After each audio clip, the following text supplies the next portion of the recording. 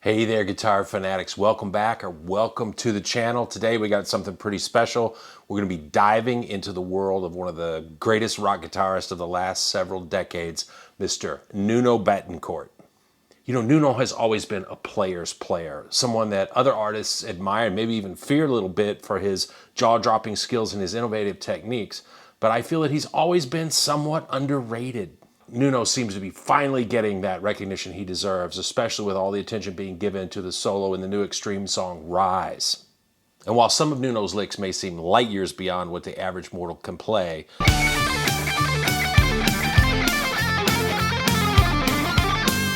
today I'm going to show you a solo that contains plenty of Nunoisms, but it isn't too crazy over the top. I'm talking about the solo from Rest in Peace off the album 3 Sides to Every Story. In this video, we're going to break down Nuno's melodic yet awe-inspiring techniques so you can start to incorporate them into your own playing. Hey, but before we dive into the details, be sure to like the video and subscribe to the channel if you're as stoked as I am about learning some Nuno. Get your guitars ready, folks, because things are about to get epic. Like I said before, this isn't one of Nuno's most difficult solos, but it's still full of ear-catching techniques, and it's got a lot of those classic Nunoisms in it. We've got diminished arpeggios, we've got fast speed picking, syncopated lines, throw in some palm muting, all the while staying melodic and following the chord changes perfectly. Speaking of chords, it's a pretty interesting little progression that covers 15 bars before going back to the Hendrixy vamp from the intro, which is in E. The solo itself starts out over an A chord for the first 4 bars. In the middle of that, it kind of hints at diminished, so he can set up another diminished arpeggio. You'll hear that. Then it goes into 4 bars where he plays D, F, G. Actually, the G goes for 2 bars. Then it moves up a 4th to C. Second half of the solo, B flat, F, B flat again, then to C, B flat, then a bar of F where he ends the solo, and that makes for an easy half-step downward transition back to E, where he goes into that Hendrixy vamp from the intro again. Now, I've got to mention, on the record, Nuno's tuned to E flat. I'm tuned to standard tuning here today. So if you learn a solo like we're playing it today, and you want to play along with the record, and you don't have some sort of a software to tune down, all you need to do is tune your guitar down half a step, and you'll be good to go with the record. I'm going to break the solo down phrase by phrase, because when you listen to the solo, it's pretty obvious that it's made up of a series of distinct phrases that are often repeated and maybe embellished. I don't know for sure, but I get the feeling that Nuno carefully composes a lot of his solos as compared to somebody like Eddie Van Halen, who was famous for just walking in the studio and winging it. Nuno's solos often sound like carefully constructed pieces of music that sit within the larger context of a song. Let's get started. The solo actually starts with a 5-note pickup leading to the first bar of the A chord. And the pickup phrase is largely a diminished arpeggio. The last chords before the solo starts, it's a D major. And it kind of sounds like he's using a G sharp diminished to resolve up to A. It almost sounds like a lullaby. So here's a shape that's maybe familiar to you, as it's pretty standard fare for shredders, sort of the 3-string diminished arpeggio. We're going to play it a little differently. We're going to start up at the E note on the G string, the 9th fret, and play F, then G sharp, B, and D. This little shape sits right on top of the A triad, which is at the 9th fret. So we play that diminished figure, and then we drop down to the C sharp at the 9th fret of the high E. Play that twice, which is our major third of A. Then we play 2 A notes, a B, and we're going to do a whole step bend up to C sharp.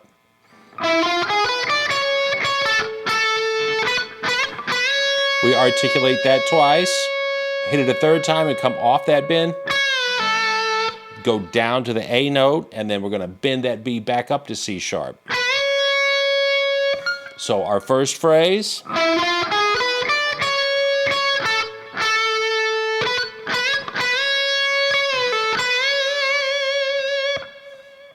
Moving on, Nuno plays that same diminished arpeggio, but this time he starts it on the D note at the 12th fret of the D string. So now it's a 6th note phrase instead of 5 like previously. And he also palm mutes it, which he did with the first one also. So we play.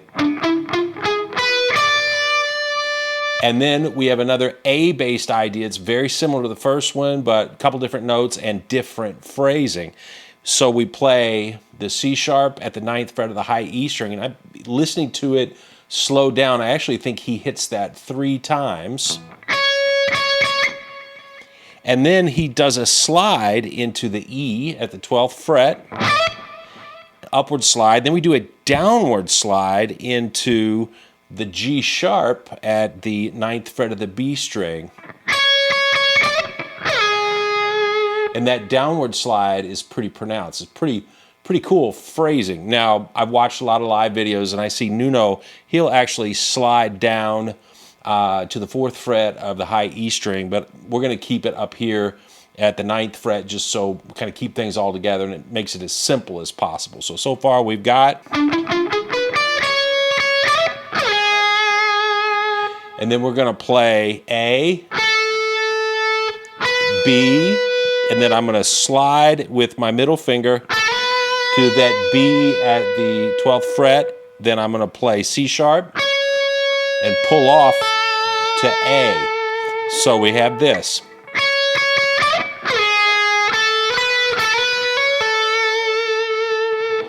Now, in the original recording, Nuno's playing this with a whammy bar, these last couple of notes. So you get sort of a scoop into one of the notes, and you get a really cool vibrato. If you've got a guitar with a whammy bar, this is how it sounds. Dug the old Ibanez out of mothballs. Here's how we'd play it with a whammy bar.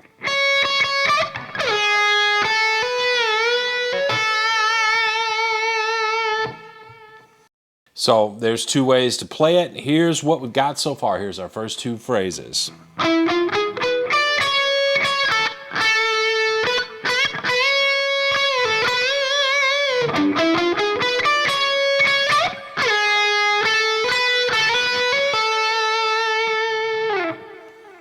Now, we're going to move into the most Nunoistic part of the solo now. We're going to repeat that 6-note diminished phrase, and then pretty much all hell is going to break loose.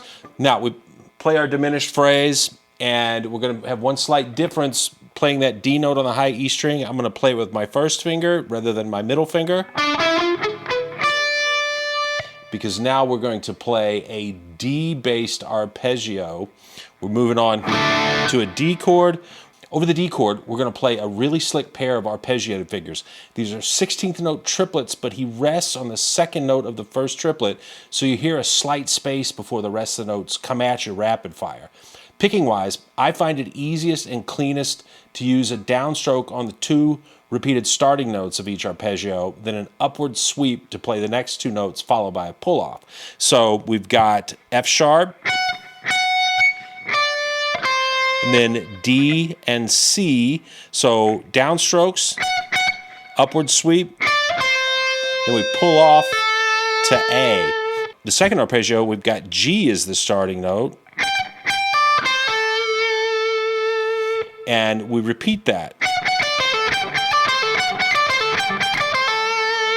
And you want to make sure that that pull-off is fully articulated so it sounds really nice and snappy. So once you get that one up to speed, we're going to move on to the next phrase, which is then over an F chord.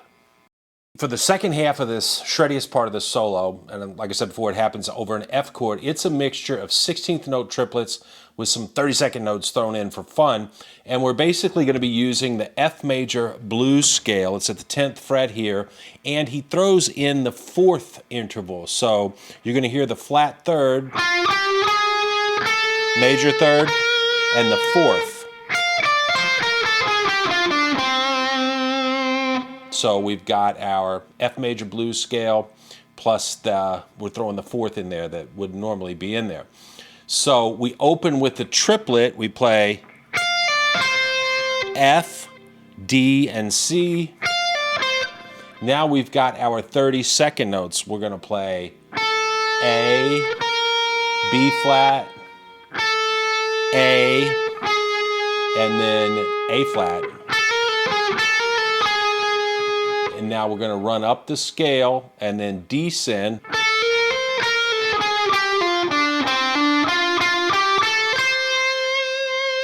And he comes out of that and he's going to be on a C note there. So played a little more up to speed. We've got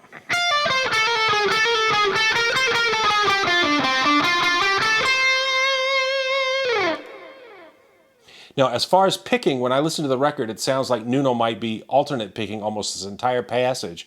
But when I watch him play it live, he's using lots of hammer-ons and pull-offs. So experiment. Sometimes people get hung up on the idea that if they don't pick something exactly like the original artist did on the record, that they're playing it wrong. But I can tell you, as long as the notes are fully articulated and you can hear everything clearly, you're playing it right. And keep in mind that after watching many live videos, I've never seen Nuno play it exactly the same way twice.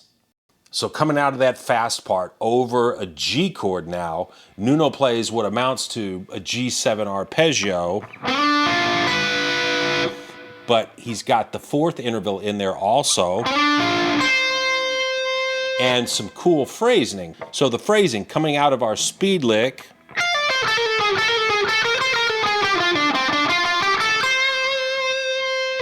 we're going to slide into the D at the 12th fret of the D string, play F at the 10th fret of the G string, then C at the 13th fret of our B string.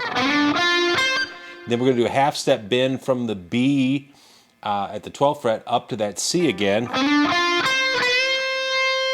Articulate it and release the bend, and then play A and then B. So that whole part.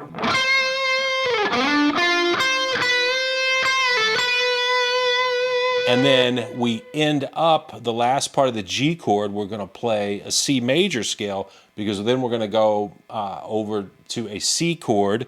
So it's a nice resolution up to that C chord. He's going to play from the G note at the 12th fret of the G string to the G note at the 15th fret of the high E. And you're going to slide into that last note.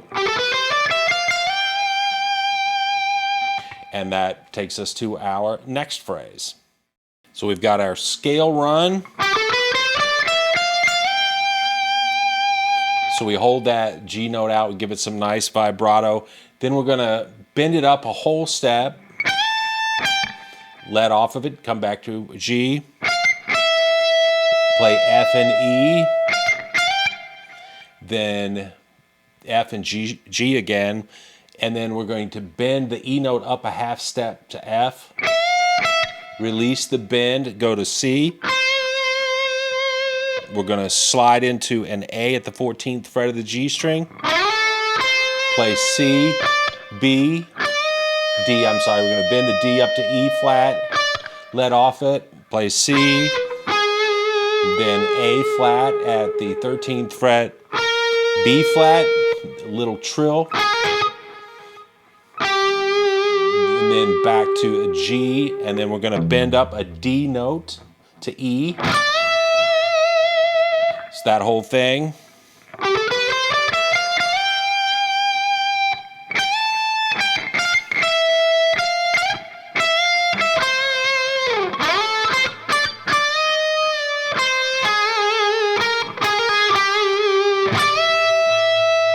Now, here is an interesting little thing, and I've never really seen a video or seen a tab that has done this correctly, in my opinion. This next part, before he goes into another ascending lick, and we're basically going to play a variation of the phrase that we just played. So he's got the D note bent up to E, and before he plays a passage that is, it's a little sweep picked. So we've got G, D and E, followed by F and G, and then we bend that G back up to A. So if we were just playing the passage without this little wrinkle I'm telling you about, it would sound like this.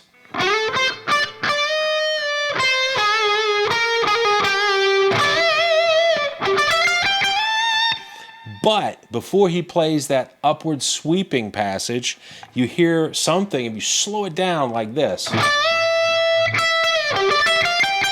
So it's like he does an upward sweep, of an E and then that D note that's bent up to E. So there's something extra in there that I never really see anybody play. And the other thing I see people do is just run up the scale. That's not what he does. If you slow it down and listen to what he plays, he definitely hits that G note. Now, that's awkward as hell trying to do it up to speed. And I've never seen him do that live. And he never seems to play it quite the same. So he definitely did something there that he's trying to make up for. Live, one of the coolest things I've seen him do is he plays this one little lick where he goes backwards.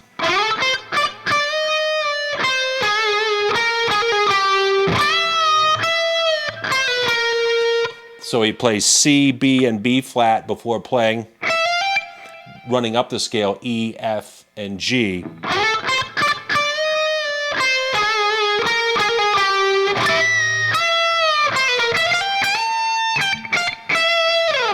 So, cool variation. You can just play the scale if you want to. It's a hell of a lot easier because, again, this is pretty awkward. I do think that little descending followed by the quick ascending lick sounds pretty phenomenal. The last phrase of the solo is basically a repeat of the previous phrase. So let's come out of that phrase, get into the last phrase because there's just some slightly different phrasing.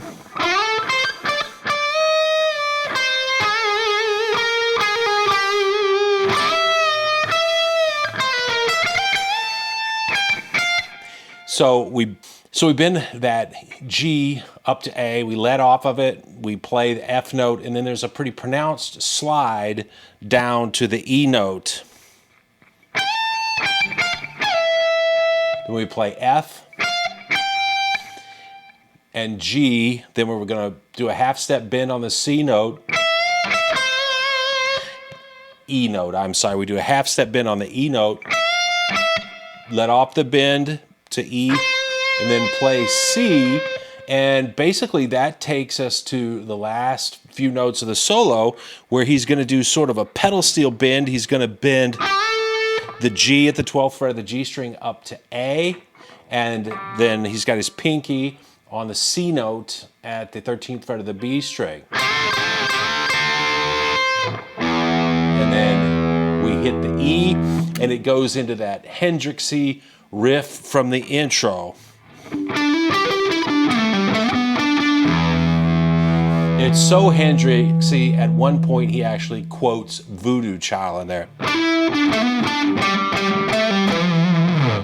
which is super cool. It's a great homage from Nuno to Jimmy. So that last phrase and the ending goes like this.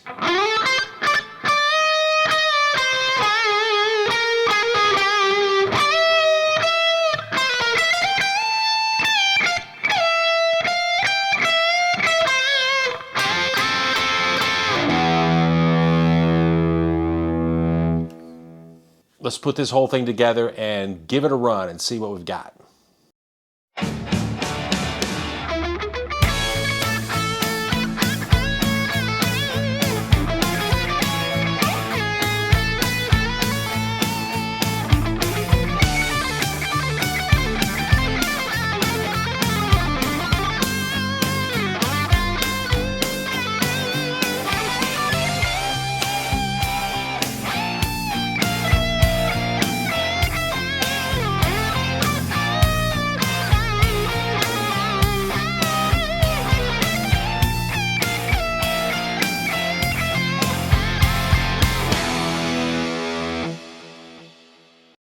So hey, I hope you enjoyed this video, and I hope you can take some of these Nunoisms and put them into your own playing. You know, Nuno's playing just bristles with energy and attitude. He does amazing tapping licks, he does amazing speed picking licks, and yet he's always melodic and he covers the chord changes perfectly. And his rhythm playing, it's so awesome that I would listen to his records just to hear that super funky but super heavy rhythm playing all by itself. So hey, please like the video, subscribe to the channel. If you've got some other cool solos that you'd like to have broken down, put them in the comments below and I'll try to get to them as soon as I can. Thanks for watching. You keep practicing. I'm going to keep making videos to help you make sense out of soloing. See you soon.